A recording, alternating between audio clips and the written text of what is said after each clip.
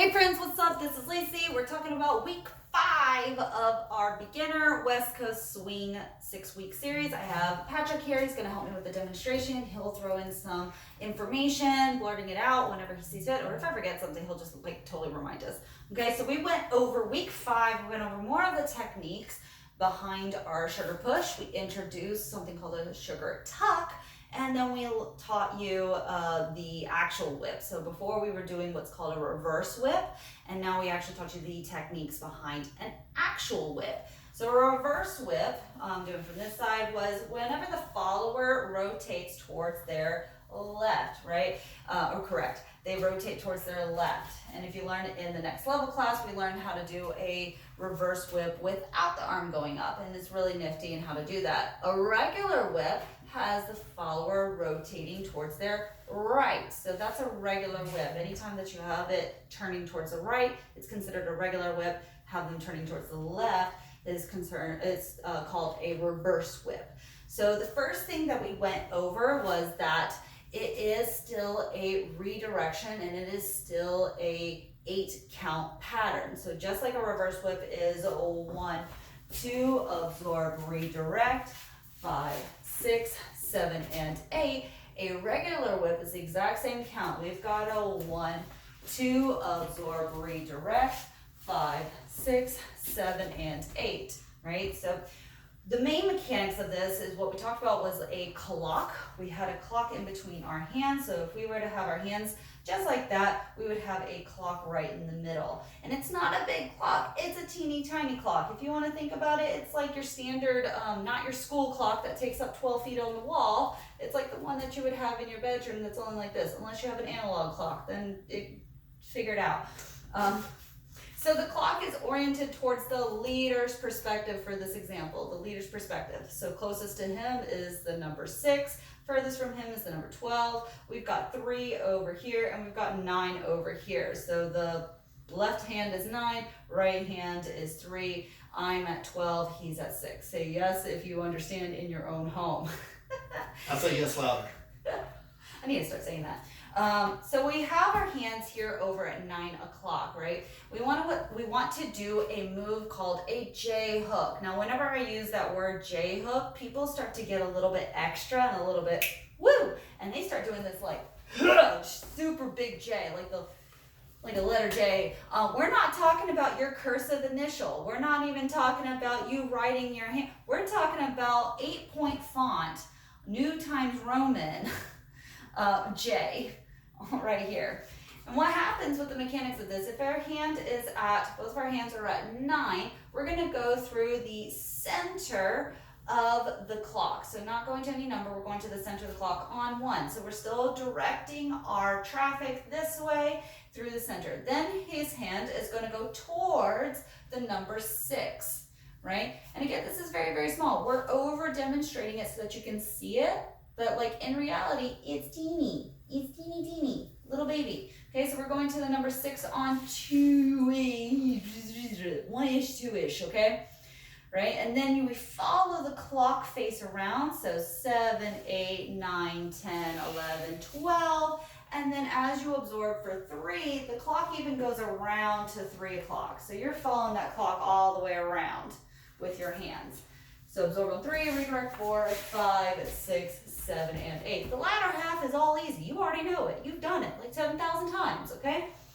So we go from a 9 o'clock, center o'clock-ish, and 6, 7, 8, 9, 10, 11, 12, and go on through the rest of your day, right? If you want to think about having the armpit space, that creates a little bit what's called frame. That helps with that. The smaller this is, the more communicative you can be. The bigger it is, you're going to get this awkward outside turn that just gets confusing for everybody. It's going to feel weird for everybody. So the bigger you do it, the more confusion it is. But I would like you to do it as small as possible. So if you watch Patrick, if he does an elbow lead to a bigger one, then he's going to have to do more arm work, right? And that's also not as happy for your elbow joint, your bicep joint. You're doing a lot of this motion. So the smaller that you can keep it and keeping that elbow in front of your spine for safety reasons, having the armpit space, you can really create this action a little bit snappy, like a whip. So if you know what a whip is, like Indiana Jones, right? Thank you. There is the action and the release. The reaction is the recoil, right? So the action, we've got our action, reaction, action, reaction. It's a nice whippy movement with the whip. And in terms of timing, we can do it again. We got a 1 and a 2 and a 3 and a 4 and a 5 and a 6 and a 7 and an 8. I'll do it with the terminologies or the walking terminologies. We got walk, walk, absorb, redirect, walk, walk, triple, then boing, right? So that was our basic whip. Anything else to add? Nope. Nope. So then we went back to our sugar push. Remember our sugar push? Hands are down here around the follower's belly button area. Remember, don't be creepy about it. So we've got our 1, 2, absorb, redirect, triple, then boing, right? You can do that with one hand if you want, but that's fine. We introduced that we are allowed to have the hand going up. Just like we can have the hand going up for passes and everything else, for the sugar push, you can have your hand going up. Mechanics, remember how we said that if the follower's hand stays straight ahead, so if we did this, 1, 2, 3, and there's nothing telling me to do anything, right? The wrist didn't pass my midline, it didn't go over here past my midline, it's just straight in front of me. By technicality, because the arm is lifted, with this patty cake hello position, he's telling me to do a cartwheel. I do not have that capability. There are some people that do, I don't. We're not doing that today. So you want to create an action or reaction or a prep to a turn. And this is what a sugar tuck looks like, sugar tuck. We went absorb on 3, redirect on 4, walking around on 5 and 6, right? That's what it looks like. How does it work? We're walking forward, back, or leader stepping back, creating a patty cake position. And with the leader, you're wanting to go outside of their body, but in order for them to go outside of their body for that turn, you've got to create a action, which is bringing it in. How do you do that without just doing floppy arms? You rotate your chest, and then you create the action by pointing in the direction you want them to go.